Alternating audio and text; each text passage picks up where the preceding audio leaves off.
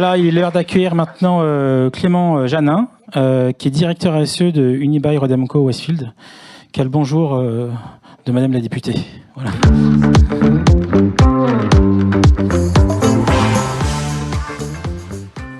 Bonjour à tous, très heureux d'être avec vous aujourd'hui. Vous ne connaissez peut-être pas Unibail-Rodamco Westfield dans les détails, peut-être pour vous présenter très rapidement le groupe. Vous le connaissez probablement parce que vous connaissez le Forum des Halles ou vous connaissez les 4 temps à la Défense. Ça représente à peu près 87% de la valeur de notre portefeuille, mais on a aussi des actifs de bureaux et des actifs de congrès et expositions, en particulier dans la région d'Île-de-France. Et on a un deuxième métier, en plus d'opérer ces lieux, c'est celui de les développer. Donc on développe un certain nombre d'actifs, et en particulier aujourd'hui, on a un travail de redéveloppement d'actifs immobiliers, donc de rénovation de bureaux, ou d'opérations de densification, ou de grandes opérations urbaines. On en a une à Hambourg, par exemple, où on redéveloppe un quartier par-dessus une ancienne usine de méthanisation avec des sols extrêmement pollués. Ce dont je vais vous parler aujourd'hui, c'est pas du détail de toute la stratégie de développement durable du groupe, parce que ça nous prendrait très longtemps. On a fait l'exercice, on l'a présenté à nos investisseurs le 10 octobre dernier, ça nous a pris 2 heures, et donc je me suis promis de ne pas faire ça aujourd'hui. Ce que je voulais vous partager, nous, c'est juste faire un petit point d'attention particulier sur la partie climat, et en particulier de vous raconter comment on le finance. Parce que dans l'industrie de l'immobilier, mais c'est probablement vrai dans beaucoup d'autres endroits, la grosse question que vous posent peut-être les investisseurs, c'est mais en fait, c'est très bien de nous raconter vos trajectoires de décarbonation, mais concrètement, comment vous allez le financer, ce truc ? Et donc, je vais vous présenter les slides qui sont en fait ceux qu'on a utilisés avec nos investisseurs, mais je vais vous faire un message un peu différent, c'est comment on a travaillé pour arriver à ce résultat-là. Très rapidement, déjà, évidemment, on n'est pas parti complètement de nulle part. Ça veut dire qu'on avait déjà un gros travail, une forte reconnaissance externe. Je vous ai mis quelques exemples d'agences de notation extra-financières et des reconnaissances qu'on pouvait avoir. On a déjà atteint des réductions très importantes de nos émissions, à la fois sur les scopes 1 et 2 et sur le scope 3. Et on a un travail qui va largement au-delà, on va dire, du carbone, parce qu'on a des objectifs en matière d'impact social qu'on a créés. En plus de l'impact évident, on va dire, de nos activités dans les territoires, et un deuxième sur notre propre transformation en interne. On avait notamment fixé une cible d'avoir 100% de nos collaborateurs qui ont déjà des objectifs en matière de développement durable, en plus du management qui est associé à leur rémunération variable. On avait déjà la reconnaissance de la Science Based Target Initiative de nos objectifs depuis 2020. Et en fait, notre CEO nous a posé une question assez différente il y a 1 an, qui était de dire « Ok, bon, tout ça c'est très bien, mais exactement celle dont on a parlé un peu plus tôt dans la journée, comment ça se connecte avec le business ? Comment c'est une opportunité de création de valeur pour le groupe ? Et comment on fait pour que ça devienne une réalité et pas juste des objectifs sur une slide ?» Alors ça, c'est les objectifs sur la slide.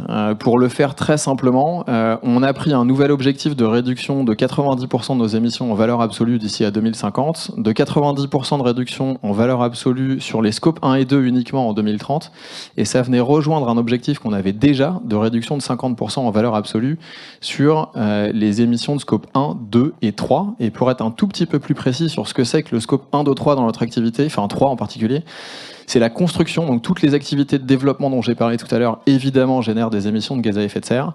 C'est l'énergie consommée par les enseignes dans les centres commerciaux, puisqu'on leur met à disposition ces espaces-là, mais c'est elles qui définissent la manière dont elles consomment de l'énergie. Et la dernière partie, qui est la plus grosse, 77% l'année dernière, c'est le transport des visiteurs qui viennent dans nos centres commerciaux.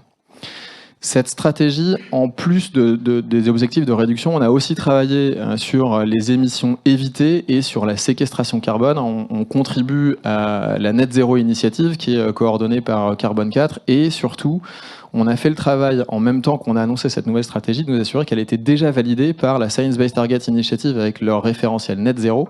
Et on était très contents parce qu'on était seulement les 6e dans le CAC 40 à avoir cette validation.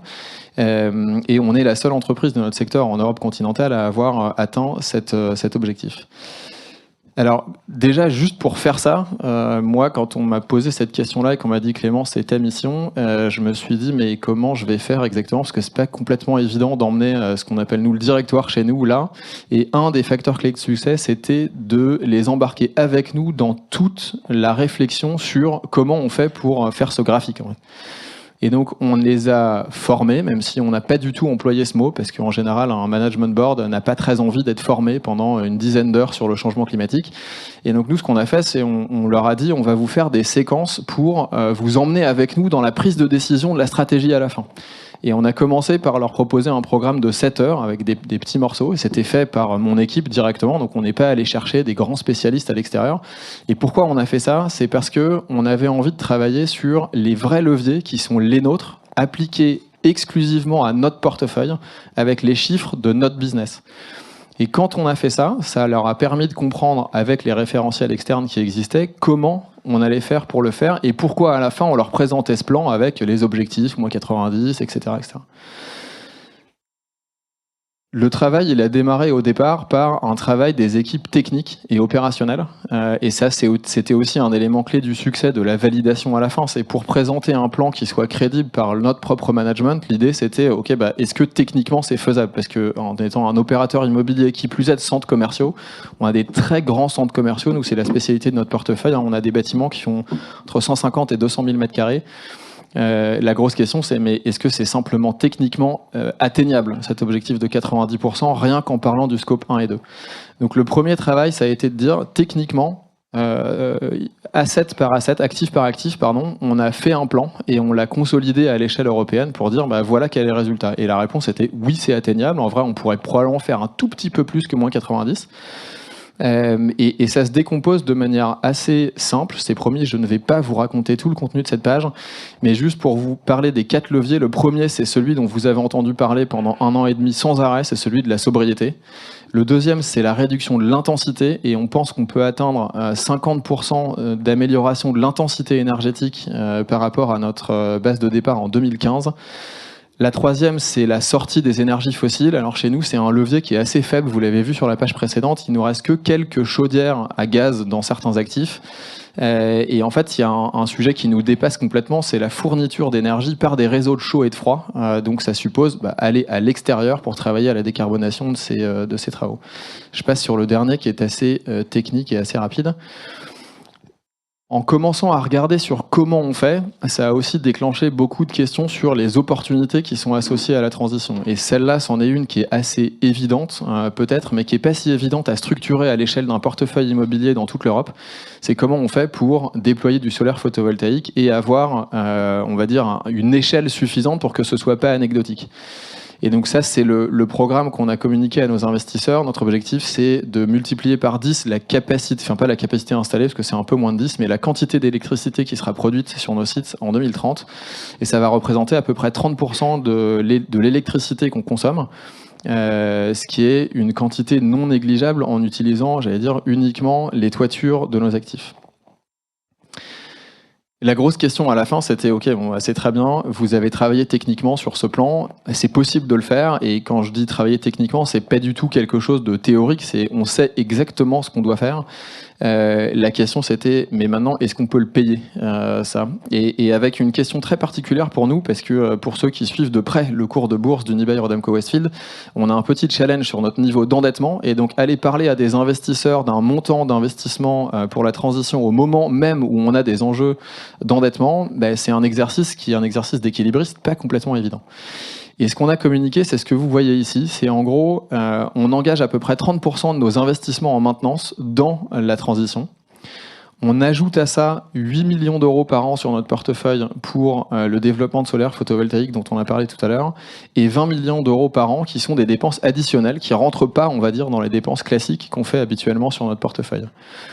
Et la grosse incertitude qu'on avait, c'est mais en fait comment c'est perçu quand on raconte ça? Est-ce que c'est beaucoup trop? Est-ce que c'est pas assez? Et en fait notre conviction c'était c'est pas beaucoup. Et on l'explique avec le graphe qui est sur la gauche, c'est en réalité on a déjà beaucoup investi parce que c'est 30% de maintenance qu'on dépense dans la transition énergétique, en fait ça fait à peu près 10 ans qu'on le fait.